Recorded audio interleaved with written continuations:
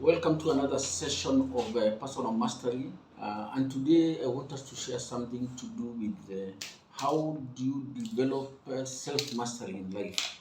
And I would like to us to start with a story of someone I knew many years ago, and his name was Michael Zabi.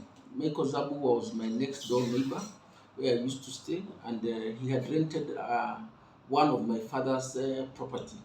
He was a senior manager with an oil drilling company, and life was so good.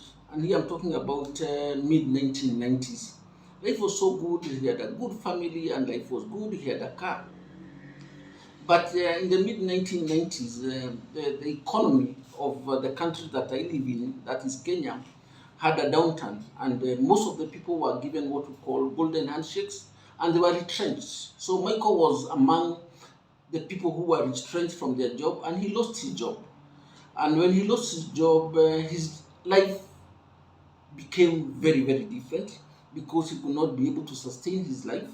He could not be able to take his children to school, and he had to downgrade.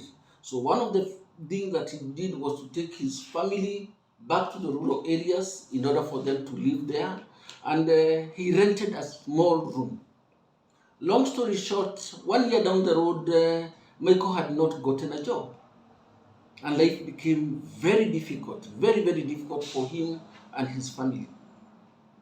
But incidentally, it was a period when the local graveyard was looking for grave diggers. And Michael went and he was employed as a grave digger. And don't forget, he was a manager with an oil drilling company. Michael became a grave digger. And I used to recall every evening when we used to meet with Michael, Michael would be very proud of his job. Digging graves was so interesting to him.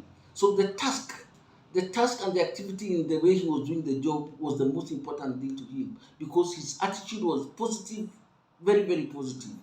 But incidentally, amongst the people that he used to work with, especially the other grave diggers, what they used to do is that after they dig the graves, every evening they would go and look for a place whereby they would drink local brew. Local brew in our country we call it shanga, and they'll be messed up. But incidentally, Michael was so confident in what he was doing and happy person. And in the course of